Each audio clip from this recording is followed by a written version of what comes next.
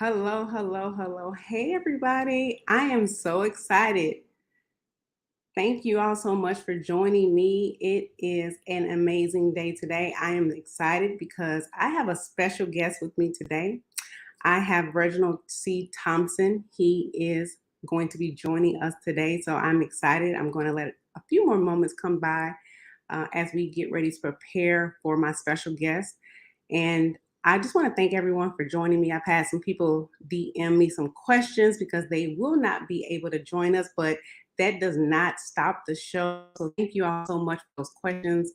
That means you are very excited about this topic and you're interested because you all want to know how to be able to navigate these coins as it relates to the real estate market. So I'm super excited to be able to host this very important topic. So thank you. So let's go ahead and we're going to go ahead and get started.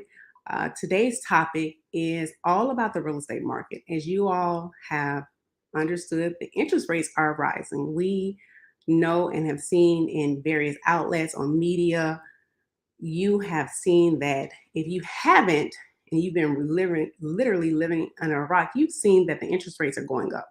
And if you've been on the fence about, should I sell my house? Should I get in the market? I want to buy a house. We're going to be discussing that today. My guest today is Reginald Thompson. He is the COO, the Chief Operating Officer rather, for the Evans Agency here in Jackson, Mississippi. And we're going to be talking about that along with what that means for you. So we're going to be discussing that as well as the real estate market as a whole. And we're going to be talking about a couple of different aspects of the real estate market that doesn't get discussed often enough. And so the reason why I'm bringing him on here is to really dive into the real estate market more to help you all understand what this means in terms of interest rates are going up, what this is going to do to you as your buying power, as well as some other different things as it relates to if I buy now, what is it going to impact me in the long run? So we're going to talk about a lot of different things here today. And so I'm not going to even prolong this any longer. I'm going to bring Reginald here and we're going to go ahead and get started. So let's get started. Hey, Reginald. Hey, good morning or good afternoon, I guess now. Good afternoon. Thank you so much for joining us. I am super excited. I told people that this is a conversation that needs to be had. So I am excited that you're going to be here to help everyone have this conversation with me. But before we get started, like all my guests is here, I like for you to tell everybody who you are. So please explain to everyone who you are. Reggie Thompson. I am a native of Jackson, Mississippi, Callaway High School. For those of your folks who are local, my background is engineering. I have a degree in mechanical engineering, experience in engineering, aerospace, the electrical industry, real estate, and I serve as the Chief Operating Officer for the Evans Agency in Schureker. So we're a Black-owned commercial insurance agency based right here in Jackson, Mississippi. I'm also a certified financial planner. I've been a CFP for over 10 years, so we've had a lot of conversations over the course of my career about the smart ways to handle money and build wealth and pass on wealth. So, guys, now y'all see, Reggie didn't just give you one or two backgrounds. He gave you a number of a numerous a lot of backgrounds. So that means he's well versed in this area. So we definitely have the right person here to help have this conversation. So Reggie, thank you again for being here. That means you're super busy and we appreciate it. So with regards to obviously the real estate market, what is your take as it relates to obviously this market right now? We're seeing interest rates go up. We're seeing the market with obviously sellers. Um, we're seeing obviously them getting over asking price. What do you think is going to happen as it relates to this market? It kind of depends on the market. I mean, different states, different cities, the economies in those areas. We live here in Mississippi, so our economy works a little bit different than that in California or Texas. But across the country, we've been seeing rising prices over the last 2 or 3 years. Been a hot market. And I think a lot of people don't understand we were at historically low interest rates. Right. I remember when I first graduated college in 1998, and I looked at interest rates to buy a house. At that time, we were looking at somewhere around 8%. So we've been in these historically low interest rates for the last really almost 20 years, to be perfectly honest with you. So as prices go up and inflation goes up, things change. You are seeing a rise in interest rates right now, which is, the federal government is trying to cool the market down and quill inflation. So we'll probably have, 3 or 4 more interest rate hikes over the rest of this year from what I'm hearing. But that's just kind of the situation we're in. And I think a lot of it says that, there's a lot of demand in the market, but there's not enough supply. I think the supply of housing is what's really affecting the prices more than the interest rates. When we had the last recession, as you started looking at new builds and new construction on residential houses, you don't have as much new builds as you had 10 years ago. So it's putting a stress on the actual supply. So again, supply and demand, you have less supply, so the price is going up. Correct. And so right now, for those individuals who right now are on the fence, let's just say right now, like you said, the supply right now is less because builders right now can't even keep up with where we are. Because at the end of the day, right now, we know that more people want to get into the market, but they're like, oh, interest rates are going up. I think I just want to wait because, I want to go back down to the 2-3% interest rates. What do you think? What's your take on that? Yeah, I don't know if we're going to see those days ever again or anytime soon. You got to realize when we had those incredibly low rates, go back to 2007, 2008, the federal government was responding to a economic crisis that was killing not only the housing market, but everything else that we were doing in the United States. So I don't expect that pricing, as far as interest rates go, may ever get back that low again. So we've missed that time. But the reality is everyone has a living expense.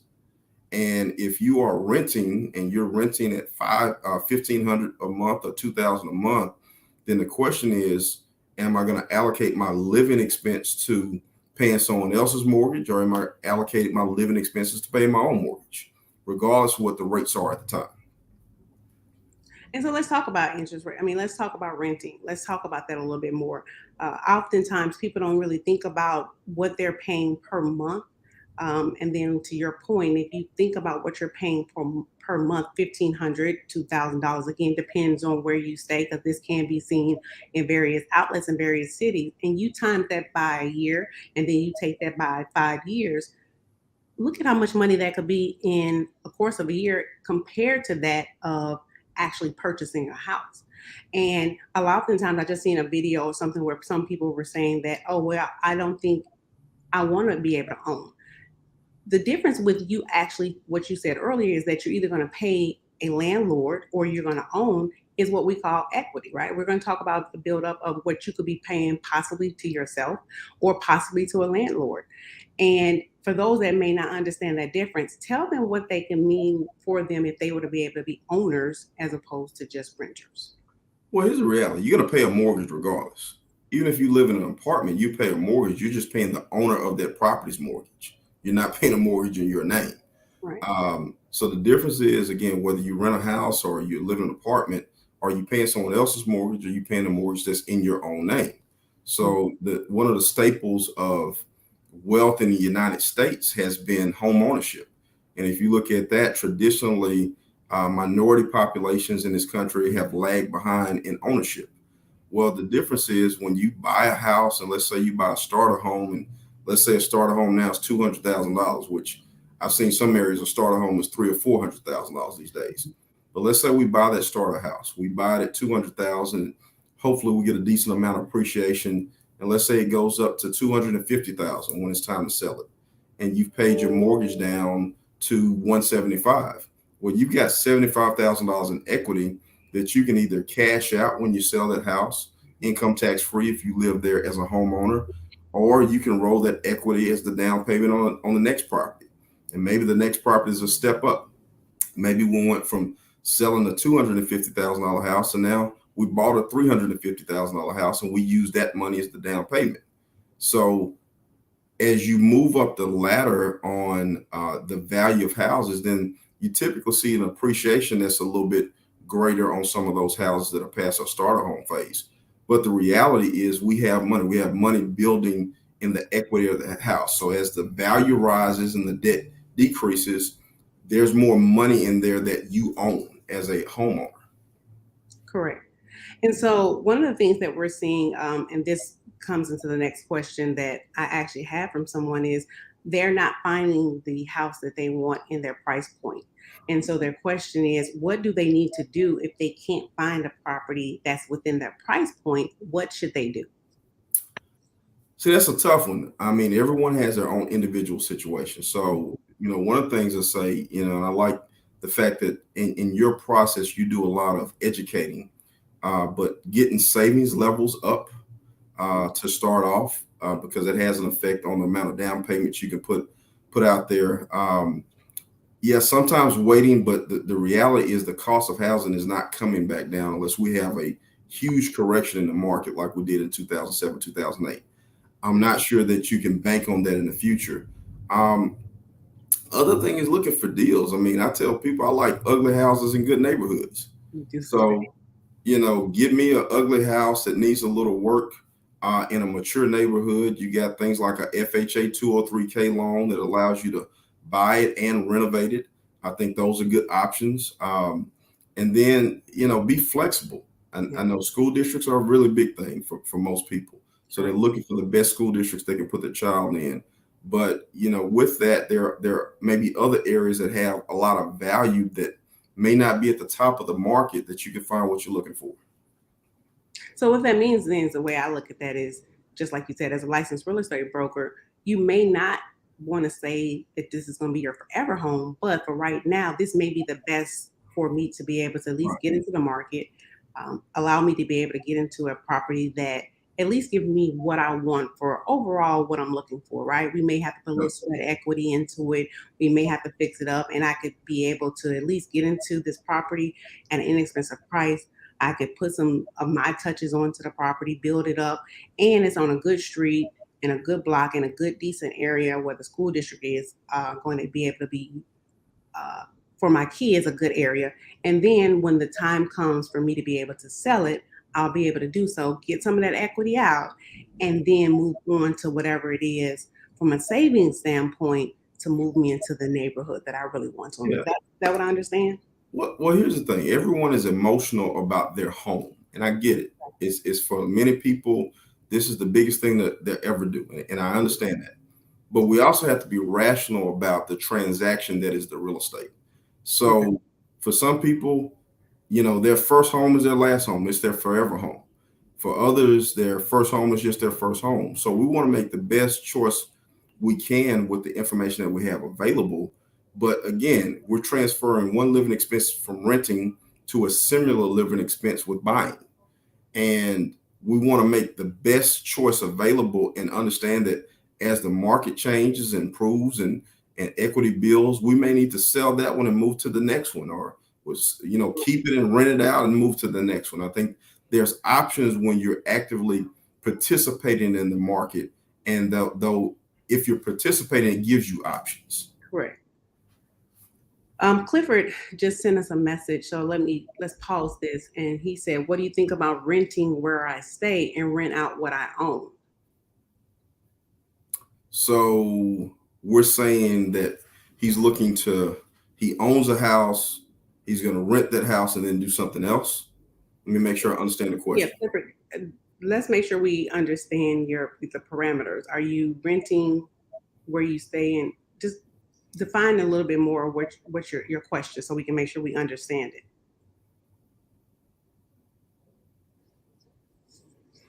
it. And I will say this. So I'll talk to renting.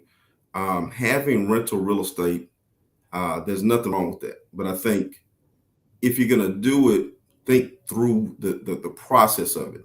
You Correct. got to decide, are you going to be a landlord and you're going to take the calls, or are you going to pay outside management to take those calls? Correct. Because if you're leasing a house, if it's that time of year where ACs break down, when it breaks Mhm. down, they're looking at you to come fix it. That's uh, Plumbing issues, they're looking at you to come fix it. So we've got to make a conscious decision on the front end. Are we going to be the landlord? Are we the people that are fielding those phone calls? Or do we have enough profit in that from a month to month basis to hire an outsourced property management company to do that for you? So, and then the other thing when we're talking about rental real estate is what is our goal? What do we want to accomplish with this thing? and have some of those real conversations up front. Okay. So Clifford's response was, I want to make money on what I own. Okay. So we've got an existing piece of real estate. Maybe he lives there now and says, okay, I want to make some money on this one and I'm going to buy another one to live in. I mean, that's perfectly reasonable. But I will say this, if we're going to get into leasing out homes, like I said, what is our goal? Do we want this thing to produce us $500 a month or $1,000 a month or $2,000 a month? What's our long-term goal when it comes to this real estate? Right. Does my goal have something to do with creating alternate forms of income? And I say alternate forms. People say passive, but if you're the person managing the property, it's not passive because you have some work to do in order to produce that income. Now, it's not like going to work every day, but again, you have the ability to produce wealth with real estate that you own and make that work for you. So my advice is just have a game plan. Is it a good or a bad thing? It can be both. It can be really good if you do it the right way, but it can be really bad if you're not prepared for the things that come with home ownership to start with, or leasing out rental space. Because again, you've got a tenant in there that is going to put some wear and tear on your property, but can be very lucrative. It's been done for years. It's been done for hundreds of years. I think I'll add to that. You want to make sure that when you're talking about make money on what you own, to Reggie's point, you want to make sure that obviously from that plumbing, the air conditioning, the roof, those big ticket items are all in what I like to say. You want to make sure those are all taken care of, in the sense where obviously you want to not want to put someone in there that if you know that there's going to be issues, you want to go ahead and address those now.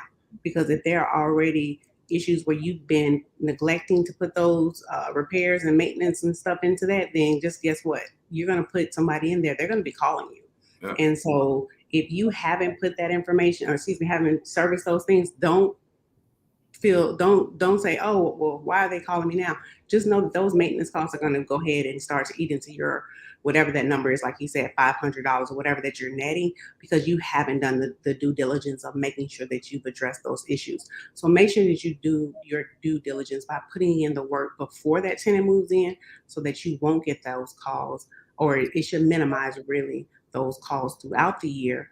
Because those things should be either new and or there should be very minimum calls as it relates to those big ticket items. Okay. And I will say this too: make sure you have a good rental agreement. That's true. You know, the renter has certain rights, but you as the owner has certain rights. That needs to be laid out in the rental agreement. Make sure you are doing regular maintenance on those major items that Brandee talked about, and inspections on the property, because a small thing can become a big thing. You know, we've got a leak in the roof and no one's telling us. Well, 3 months later, that roof may fall in. So there's certain things we have, and understand the risk associated. Reevaluate your insurance on that property. Yes. You know, it's one thing that you are the person living there as a homeowner, but it's something totally different when I have a tenant there, and protecting myself from what we call premises liability, because people do sue. So did we not do a repair and something happened on that property and somebody got hurt? So real estate has always been a major component of wealth building, but we can't do it haphazardly. We have to think through what we're trying to accomplish, because a lot of people that dabble in real estate don't have a real goal when it comes to real estate. They've been lucky to make a little money, and as long as that luck is good, they're fine, but then they have a mishap that can destroy everything that they built. So now we start talking about, okay, from an estate planning standpoint and a business standpoint, if we're renting out real estate, we got a business, right? So how are we protecting ourselves as far as forming an LLC for that property, moving property out of my personal name into a business entity, having the right insurance associated to it? It's a great potential thing, but think through your situation and make sure we're putting the pieces in place. Again, that's just from the rental standpoint.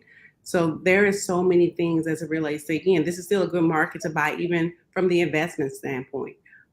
This is what we're talking through, from either like purchasing from an investor, and even if you're thinking about selling, you want to move up, you definitely still have options. The thing that what Reggie and I are talking about is stop thinking about like, should you do it? Because to Reggie's point, we're not going to see these 2.3%, 3% interest rates that we seen a few months ago. But the more we keep talking about, oh, we're going to wait, or we're going to wait until markets come back down, guys, the way the market is going, we're not going to see these rates again.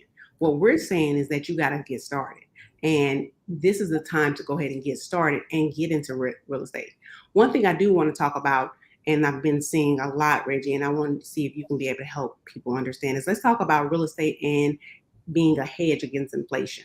What are your thoughts on that? Because I've seen it. It's come across a lot of my news feed. It's all coming across so many different things in social media. What are your thoughts on that? Well, I mean, here's the reality is that, I've got a friend and client that lives on the coast. He bought a house. He was the second person on this house about 2.5 years ago. The appreciation on his house, because he's in a strong market, was about 13% a year. So he bought it at one level, and 2.5 years later, the value has gone up enough that it equates to about a 13.5% increase. We talked about what that meant as far as, how he wanted to use the equity on that house, whether he wanted to do an equity line of credit or, cash out refi. So we talked about that. But right now he's in a very good market that, boom, he's getting double-digit growth on the value of his home. So traditionally, homes do grow at a level that is at or, greater than inflation. So again, what it cost us to build a house 10 years ago, what it costs us to build a house now are different. So that equates in increased value in your property. So it's one of those things that if you're in the game, if you're in the real estate market, you're always a step up. So that means a step up. That means, again, one of the things that we weren't taught is that within real estate, we weren't taught this, right? So because we weren't taught this, how do we need to re-educate ourselves in terms of being able to get into the market, to understand the real estate market in terms of how do we generate that same type of income? Because these numbers that you're talking about, you don't even get these type of numbers and putting your money in the bank. What we're taught is just put your money in the bank. This is, put your money in the savings account, put your money in your 401ks. This is what we're taught, right? But we're not taught this. So what I'm saying is, help us understand how we can be retaught real estate and how, a lot different than just saving our money. Well, let's talk first about financial stewardship. I think that's a good place to start. Because as we're talking interest rates, we're talking about the ability to finance and get approved, right? Correct. I think that conversation starts with financial stewardship. It doesn't matter how much money you make, it's how much you save at the end of the day.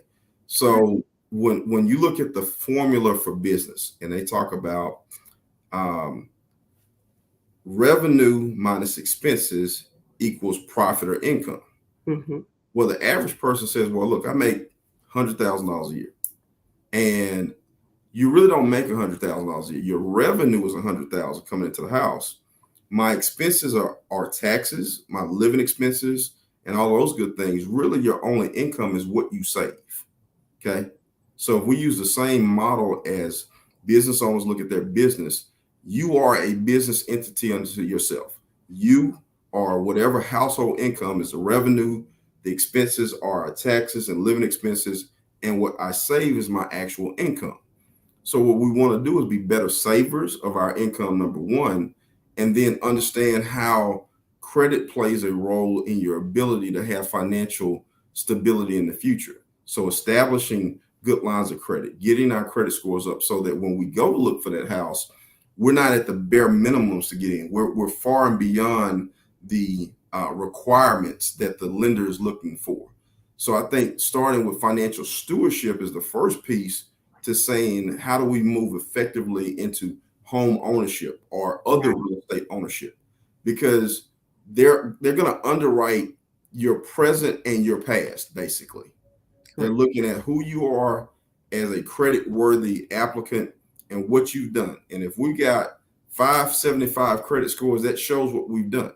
So they're not going to trust you with a $100 or $200 or $300,000 mortgage because you haven't shown the financial stewardship and responsibility to handle that debt. And that's what this whole platform is about, everyone, is that we're helping to re-educate everyone on this is how this conversation should be discussed. We're helping to re-navigate home ownership, and we're re-navigating insurance, financial stewardship, savings, and helping to re-navigate how do we start to look at this differently so that when we step up and we show up to buy $300,000, $400,000, $500,000 houses, we do so in a manner where this is not something that is far and few between for us, but more importantly, now we can do it effortlessly because now we know the rules of engagement. And when you know the strategy on how to get there, it's like, okay, now I know how to be able to be in the room with them. It's not something that you should be like, oh, why are them always getting these properties? Is how do I know, or how can I now be in the same room, or how do I navigate to get these type of properties? It's not saying that you can't do it. It's just how do you do it? But what we're doing is teaching you the strategy to get there. And if you know how to get there, to Reggie's point on how to save, how to be able to make sure your credit reflects what they're looking for, then you know how to be able to make sure that you can be able to get that property. And a lot of this is debt to income ratio. As a licensed real estate broker, you can't come in and, again, I get it. A lot of people want to be able to say, oh, I make $100,000, but then I spend out $125,000, but then you report to the IRS, you only make 90,000. It's like the numbers don't add up, guys. You have to report what you're doing so they can be able to see what you've been doing with your, I like to call it your homework or your report card. If your report card is saying that you're getting F's, then that's all they're going to be able to look at.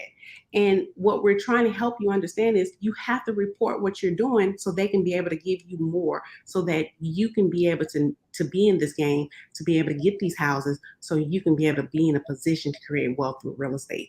And that's and one way you can do that is to be able to buy a property through real estate, get that equity, put you in a position to be able to Reggie's point, if you want to be able to look at the numbers and it's $500 what you want to net every month, then figure out what that number is. Take that next property, if that's additional $500, and then make whatever that number is, find out your exit strategy. And then once you figure that out, figure out what you want to do with your life in terms of being able to have a different legacy for your family. Yeah, and Brandee, the reality is, as a real estate broker, you see a lot of transactions, whether it's the home that people live in, whether it's investment property, commercial property. I think the thing is, most people don't have a game plan. They don't have. They're Correct. just winging it. So you got building blocks. Again, it's not how much you make; it's how much you save. Right. It's credit worthiness. And I know a lot of people say, "Hey, I'm gonna just do cash with everything." Well, you can, but it takes you longer to do things. We need to know what lenders are looking for. So you have a pie that has to do with your credit history, your available credit, what kind of credit lines that you have. A lot of people in our community are scared of credit cards. Oh, I don't want credit cards. Look, it's a piece of the pie to show your credit worthiness, because I do want to eventually buy that house that I live in, or I do eventually want to start my own business, or I do Correct. eventually want to buy other real estate as a part of my retirement plan. So you're building the credit worthiness model. So understanding what lenders look at to say that you're trustworthy enough for whatever dollars you're asking us for, 100,000, 200,000, 500,000. And trust me, I've seen, as a financial planner, I've seen some people that make a very high income, and I mean $500,000 and better, be broke because they're not good financial stewards. And I've seen people that made a lot less money that I loaned money way before that guy that makes $500,000. So ultimately, what is the plan that we're putting together for our lives, our families' finances? How does a real estate play into your long-term goals? The house that I live in, the real estate that I want to own to rent out, other land. How do I want to leave legacy? And having those conversations, how does it play into that? So I think there's a part of bigger conversations that we're not having as a group of people to say, okay, what fits my lifestyle or what fits my life goals.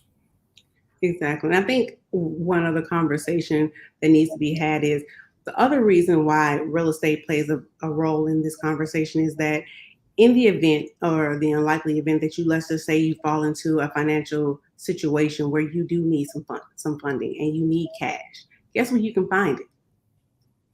You can get it through your real estate, right? Look, I was telling you about a client of mine recently. Again, his house appreciated 13% a year. I calculated, and he said, "Well, I'm looking to do some other things. I could use some money." And everybody suggested do a home equity line of credit. I said, "Well, there's an option, but also what you have to look at is the structure of a balance sheet." So when Mm-hmm. I look at a balance sheet or personal financial statement, it goes from uh, one side is assets, one side is liabilities. And the asset side has a hierarchy. So they go from most liquid. So how much cash do I have in the bank, savings account, money market CDs? Then it says, okay, how many investable securities I have in the stock market, which they're going to discount. Cash value, life insurance is on that. And then my real estate and my cars and all that are further behind. So my suggestion to him was to look at doing a cash out refi, Mm-hmm. taking some of the equity now and moving it out of the house and putting it into cash. He has a full-time job, but he's very entrepreneurial.